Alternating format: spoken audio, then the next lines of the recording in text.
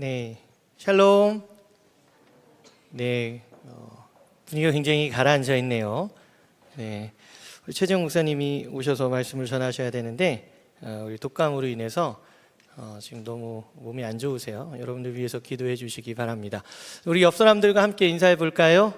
안녕하십니까? 라고 한번 인사하겠습니다. 안녕하십니까? 네, 한 번 더 인사하겠습니다. 함께 있어 주셔서 감사합니다. 네, 안녕하십니까? 네, 오늘 말씀의 제목이 안녕할 기회인데요. 여러분들 보셔서 뉴스를 보신 분들은 아시겠지만 지금 우리나라가 내후외환으로 많이 어렵고 힘든 가운데 있죠. 정치적인 문제뿐만 아니라 경제적으로 많이 힘든데 이 어려운 시기에 또 우리 여객기가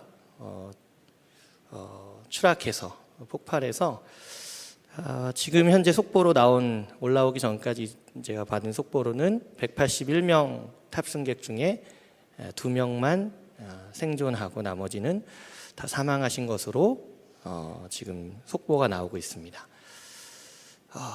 그래서 제가 우리 최재형 목사님께서 말씀을 준비하시면서 예지력이 있으신가?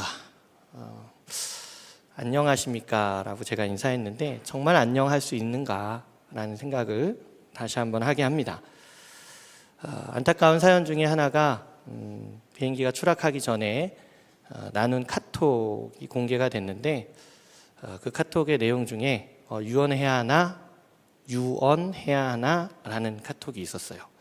그 인사를 마지막으로 비행기가 추락을 해서 결국 지금 아마 세상을 떠나신 것으로 알려지고 있는데 여러분들 혹시 세상을 이별할 준비 되어 계십니까? 아마 그런 분이 없으실 거예요, 그렇죠? 특별히 우리 청년들 이 세상을 살아가면서 여러분들 아직 한창이잖아요. 그런데 세상을 이별할 준비가 되어 있다? 아마 그런 분들 없을 겁니다. 여러분들 혹시 오늘 밤에 잠을 청하실 때 눈을 감고 주무시고 난 다음에 내일 아침에 눈 뜰 걸 걱정하고 염려하고 의심하는 분들 혹시 계십니까? 아마 단 한 분도 없을 거예요. 그렇죠? 요즘 독감이 유행하고 있다는데 여러분이 우리 한 1, 2년 전만 해도 우리 코로나로 인해서 한순간에 우리 생명을 앗아갔던 일들을 우리는 다 경험했습니다. 우리의 생명이 우리에게 있지 않다라는 것을 우리는 다시 한번 깨달은 시기이고 그 어려운 시기에 우리가 서로 곁에 누군가가 함께 한다는 사실이 얼마나 소중하다라는 것을 깨달은 사건들이죠.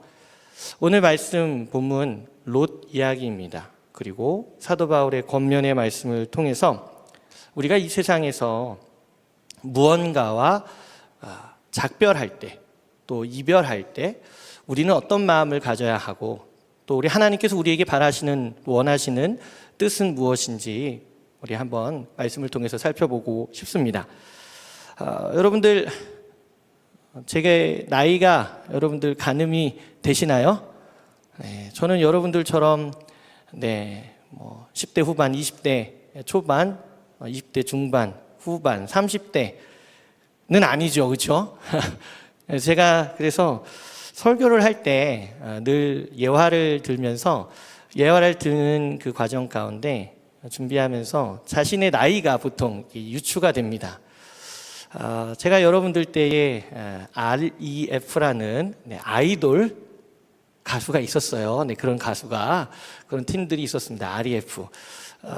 그 팀이 불렀던 노래 중에 이별 공식이라는 노래가 있습니다. 나중에 여러분들 한번 유튜브나 음악 프로에 가서 한번 살펴보시면 좋은데 그 가사가 이래요.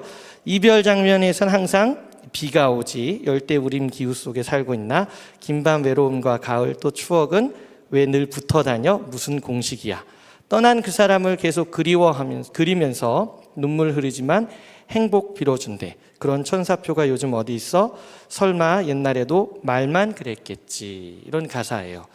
네, 저는 이 가사를 지금 읽으면서 막 귓가에 그 박자가 막 흘러갑니다. 이별 공식 결국엔 어떤 마음을 표현하고 있는 걸까요? 네, 아쉬운 마음, 슬픈 마음, 그렇죠? 누군가와 헤어져야 돼서, 누군가와 이별해야 돼서 그 마음이 편치 않다라는 것을 이야기하고 있는 거예요. 그런데 여러분, 이별이라는 것은 단순히 마지막이 아닙니다. 오늘 말씀을 통해서도 우리가 한번 살펴보겠지만, 이별이라는 것은 끝이 아니라 새로운 시작이 될 수도 있다라는 거예요. 여러분, 2024년 오늘은 마지막 주일이죠. 송년주일. 오늘 마지막 주일을 보내고서 우리 금방 또 일주일이 지나면 2025년 새해의 신년주일을 맞을 겁니다. 그렇죠? 그런데 여러분, 2024년과 2025년에 여러분들은 무엇이 달라질 거라고 생각합니까? 내가 내년에는 꼭 더 외국어 공부를 열심히 해야지. 우리 연애를 못하고 있는 친구들, 우리 모태솔로들은 내가 내년에는 꼭 연애를 해야지. 우리 취업을 준비하고 있는 친구들은 내년에는 꼭 취업해야지. 뭐 여러 가지 아마 여러분들이 계획을 세우고 있는 것들이 있을 겁니다. 청년 때는 더 많은 계획들을 세우죠. 더 많은 것을 꿈꾸고. 그런데 여러분, 사실 해가 바뀌었다고 해서 뭐가 이렇게 변하는가? 그렇지 않아요. 해가 바뀌었다고 해서 모든 게 끝나는가? 또 그렇지도 않습니다. 시간의 흐름상 해가 바뀌면 자연스럽게 그 다음 해에 우리가 또 하루하루를 살아가는 거예요. 그런데 그 하루하루를 살아가면서 우리가 세상 사람들 말고 믿음의 소유자, 그리스도인으로서 이 땅에서 우리는 어떻게 살아가야 하는가? 오늘 먼저 롯에 대한 이야기를 한번 봅시다. 오늘 본문 15절 말씀. 동틀 때에 천사가 롯을 재촉하여 이르되 일어나 여기 있는 내 아내와 두 딸을 이끌어내라. 이성의 죄악 중에 함께 멸망할까 하노라. 아멘. 여러분, 롯 이야기, 소돔과 고모라 이야기로 우리가 알고 있죠.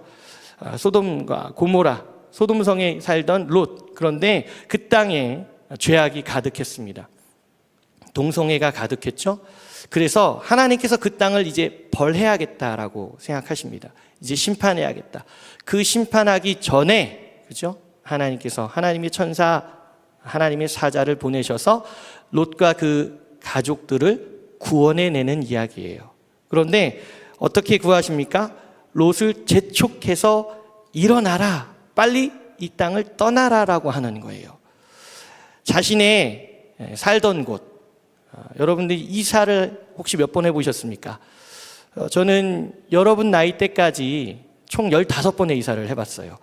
아버지께서 군인이셔서 태어나서 군산에서 태어나서 군산, 성남, 군산, 청주, 대구, 충주, 서울, 충주, 서울에서도 대방동, 또 여러분 다른 곳으로 계속 이동했습니다. 도남동, 심지어 나중에는 우리 용인에까지 15번의 이사를 하면서, 이사하는 게 여러분 쉬울까요? 어려울까요? 어렵습니다.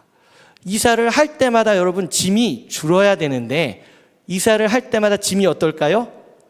짐이 늘어나요. 신기하게. 그리고 예전에는 작은 집에 살았는데요, 그 다음 15평에 살다가 21평으로 28평으로 35평으로 점점점 집이 넓어지면 짐도 어떻게 되죠? 짐도 많아지게 되죠.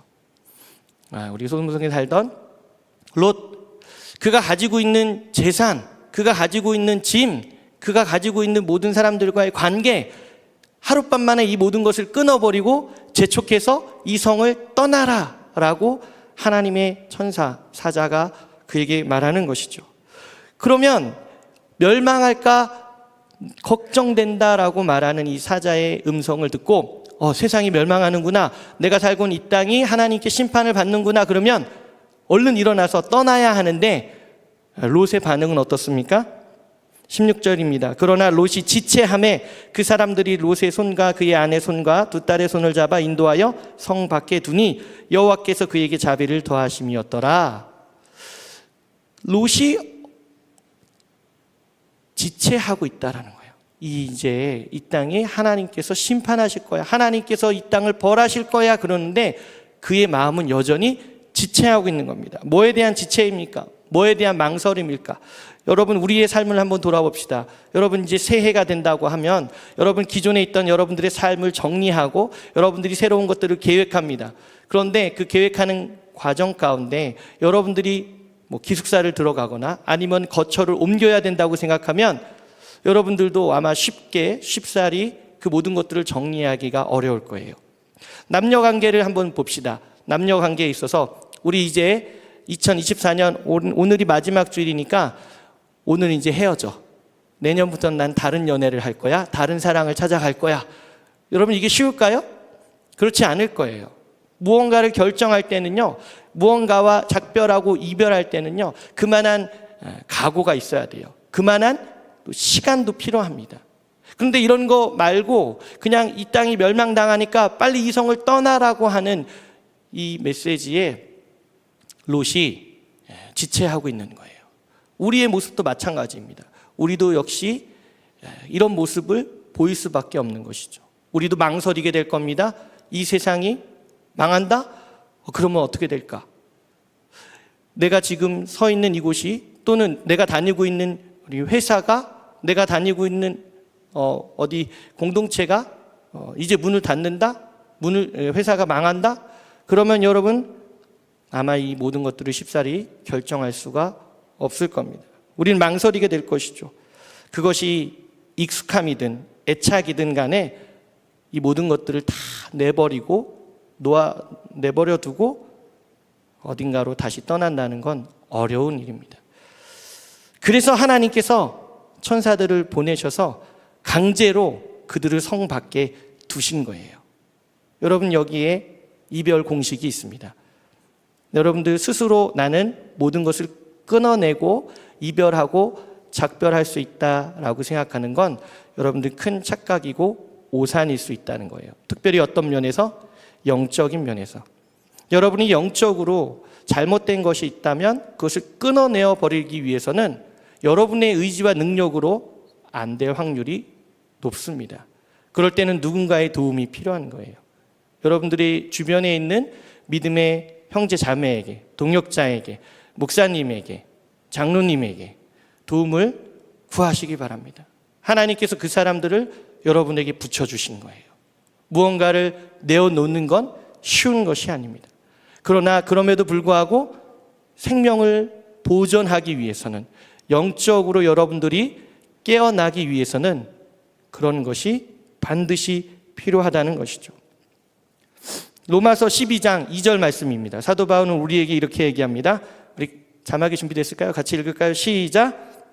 너희는 이 세대를 본받지 말고 오직 마음을 새롭게 함으로 변화를 받아 하나님의 선하시고 기뻐하시고 온전하신 뜻이 무엇인지 분별하도록 하라. 아멘. 오직 마음을 새롭게 하기 위해서는 여러분들 하나님의 뜻이 무엇인지 분별하기 위해서는 돌이켜야 돼요. 근데 여러분들이 홀로 돌이킬 수 없을 때 하나님의 도우심을 구하기 바랍니다. 하나님은 분명히 여러분들에게 그러한 사람들을 보내주셨습니다. 내 옆에 있는 사람들의 손을 잡고 과감하게 이별해야 될 것, 작별해야 될 것에 대해서 여러분들이 끊어내야 하는 것이죠. 우리 사도 바울의 말씀, 고린도후서 13장 11절의 말씀입니다. 마지막으로 말하노니 형제들아 기뻐하라. 온전하게 되며 위로를 받으며 마음을 같이하며 평안할지어다. 또 사랑과 평강의 하나님이 너희와 함께 계시리라. 거룩하게 입맞춤으로 서로 문안하라. 아멘. 사도 바울이 고린도 교회에 보내는 편지, 두 번째 편지에서 그가 그 교회를 얼마나 사랑하는지 뿐만 아니라 이제 그 교회와 작별 인사를 하는 인사의 내용이 바로 제가 읽어드린 말씀입니다. 거기서 그는 말합니다. 형제들아 기뻐하라 라고 이야기하는 거예요. 여러분 누군가와 헤어질 때 웃는 얼굴로 헤어질 수 있을까요? 네, 오늘 우리 교회도 2명의 사역자가 인사를 했습니다. 우리 조성진 목사님 가정, 그리고 또 유년부를 담당했던 윤이나 전도사, 2명의 사역자들이 이별을 하면서 울진 않았어요. 그죠? 웃으면서 우리가 또 축복해주면서 앞으로의 앞날에 대해서 우리가 함께 응원하면서 기도하고 보내드리는 거죠. 이것이 우리 믿는 사람들의 모습이어야 하는 겁니다. 사도 바울이 고린도 교회와 작별 인사를 하면서 기뻐하라라고 말씀하고 있죠.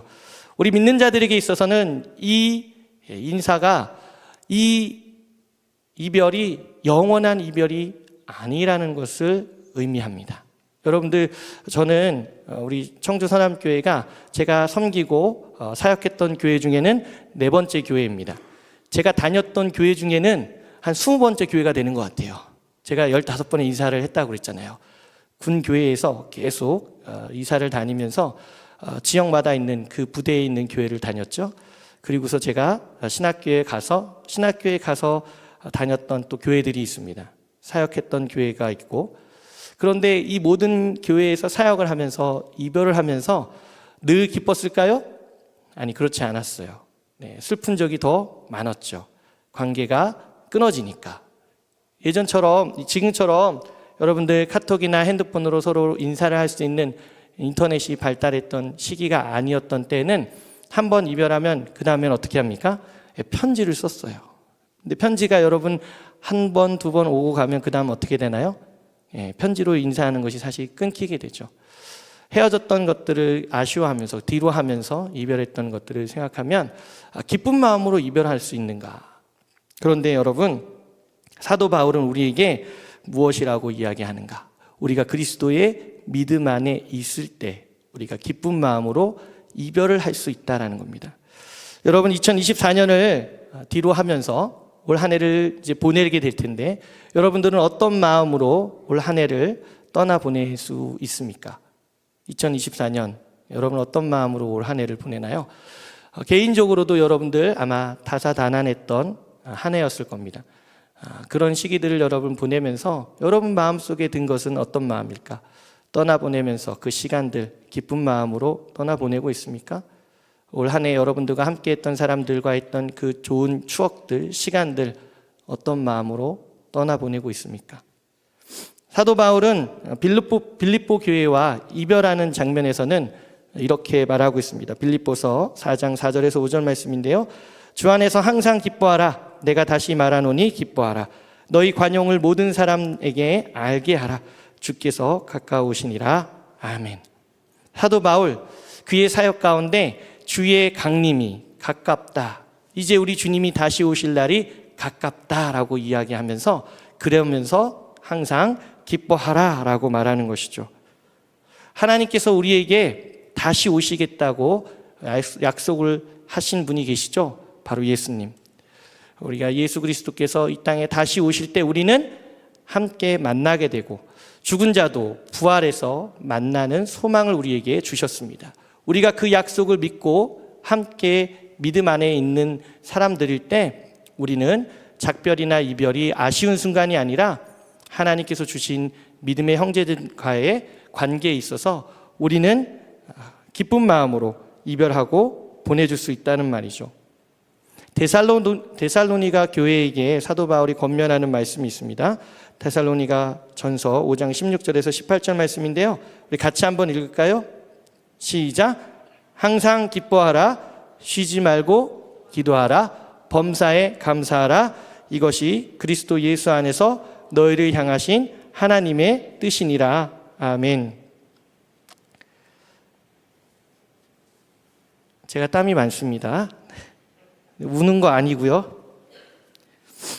항상 기뻐하라. 쉬지 말고 기도하라. 범사에 감사하라. 이것이 그리스도 예수 안에서 너희를 향하신 하나님의 뜻이니라.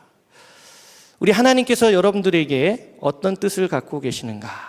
올 한 해를 떠나보내면서 여러분들, 하나님께서 여러분들에게 가진 선하신 뜻이 바로 이곳에, 이 말씀에 담겨져 있습니다. 항상 기뻐하라.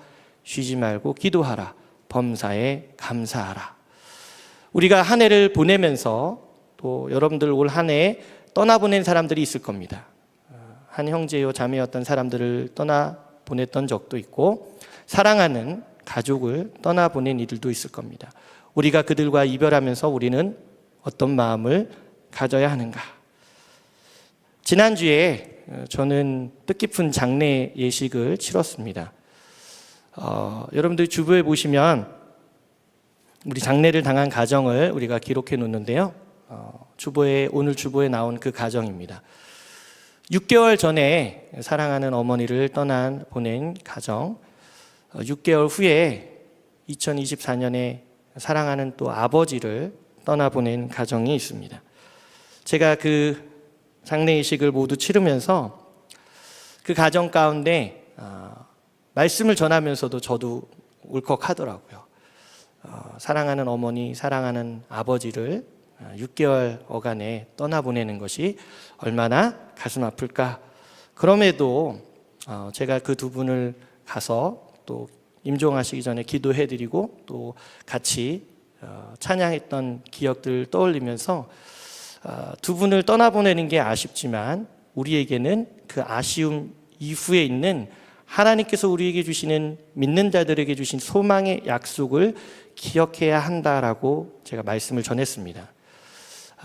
하나님께서 우리에게 약속하신 소망의 약속, 다시 오시겠다는 주님을 믿는 믿음 안에서 주님이 다시 오실 때 우리는 육체로 부활해서 함께 만나게 될 것이다. 사랑하는 어머니와 사랑하는 아버지는 이제 그들의 영혼이 하나님과 함께 계시다. 이 말씀을 하면서 그 마지막 이별의 장면에 말씀을 전했습니다. 그러기에 우리는 그리스도인, 믿는 가정의 장례를 치를 때는 슬픔도 함께 나누지만 우리가 다시 만날 약속을 붙잡으며 소망을 함께 기뻐할 수 있어야 하는 것이죠. 슬픈 일 가운데 이별하며 작별하며 우리는 감사의 마음으로 나아가야 한다는 것을 사도 바울의 말씀에서 깨달을 수 있습니다.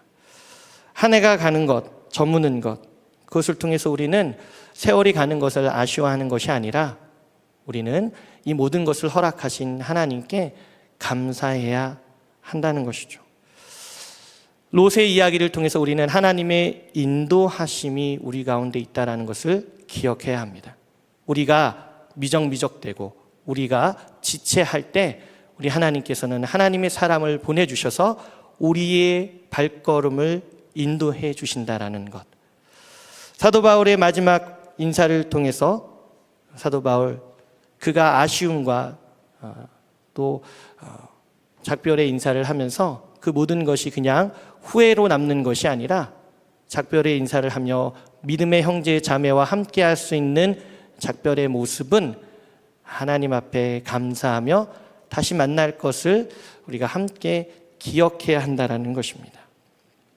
여러분의 삶 속에서 우리 하나님은 2024년을 마감하며 2025년 새해에 무엇을 기대하고 계실까? 청년들을 바라보면서 청년의 때 정말 많은 꿈들이 있고 많은 계획이 있는 여러분의 이 시간, 여러분의 인생에서 다시 돌아오지 않는 시간임을 우리가 생각할 때 지금 이 시간 우리 믿는 믿음의 형제 자매 청년들에게 우리 하나님은 무엇을 기대하고 계실까? 제가 좋아하는 노래 중에 제 나이가 또 나올 텐데 015B의 이젠 안녕이라는 곡이 있습니다. 그 가사가 이렇게 시작합니다.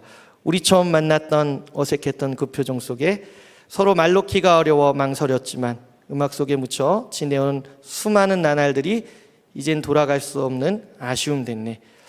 이제는 우리가 서로 떠나가야 할 시간, 아쉬움을 남긴 채 돌아서지만 시간은 우리를 다시 만나게 해주겠지. 우리 그때 아쉽지만 기다려봐요. 우리 그때까지 아쉽지만 기다려봐요. 세상은 우리에게 이렇게 이야기합니다. 우리 그때까지 아쉽지만 기다려봐요. 그 곡의 가사는 이렇게 마무리됩니다. 안녕은 영원한 헤어짐은 아니겠지요. 다시 만나기 위한 약속일 거야. 함께 했던 시간은 이젠 추억으로 남기고 서로 가야 할 길 찾아서 떠나야 해요. 어찌 보면 2024년을 마감하면서 2025년을 바라보며 각자 서로의 길에 떠나야 한다라고 세상은 우리에게 말합니다. 그러나 그렇지 않습니다.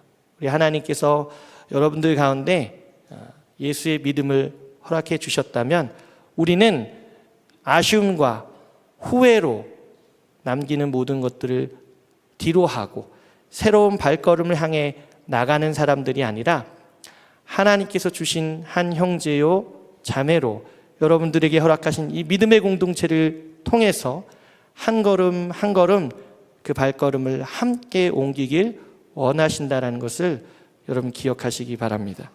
여러분은 혼자 떠나는 사람들이 아니라 함께 걸어가는 사람들이라는 것이죠. 오늘 말씀을 맺겠습니다. 사도 바울이 빌립보 교회에 보내는 편지에서 그는 이렇게 기록합니다. 내가 이미 얻었다 함도 아니요 온전히 이루었다 함도 아니라 오직 내가 그리스도 예수께 잡힌 바 된 그것을 잡으려고 달려가노라. 형제들아 나는 아직 내가 잡은 걸로 여기지 아니하고 오직 한 일 즉 뒤에 있는 것은 잊어버리고 앞에 있는 것을 잡으려고. 우리 14절 말씀 같이 읽을까요? 시작. 표대를 향하여 그리스도 예수 안에서 하나님이 위에서 부르신 부름의 상을 위하여 달려가노라. 아멘. 표대를 향하여 그리스도 예수 안에서 하나님이 위에서 부르신 부름의 상을 위하여 달려가노라. 사도 바울이 혼자만 달려가는 것이 아니라 뒤에 있는 모든 것들을 다 끊어내버리고 혼자만 가는 것이 아니라 함께 부름의 상을 위해서 달려가는 하나님의 사람이었다라는 것을 기억할 때 여러분들 역시 하나님께서 인도해 주시는 그 인도함을 따라 여러분들에게 끊어내야 될 것은 하나님께서 끊어주실 것이고 여러분들이 감사해야 할 것은 하나님께서 기억하시게 하시며 그것을 통해서 하나님은 여러분들과 2024년뿐만 아니라 밝아오는 2025년에도 함께 여러분들과 걸어가시는 분인 줄 믿습니다. 말씀을 기억하시면서 우리 2024년 잘 이별하시고 2025년에는 더 힘차게 하나님의 귀한 사역들을 감당해 나아가는 우리 주의 청년들 되길 주의 이름으로 간절히 축복합니다.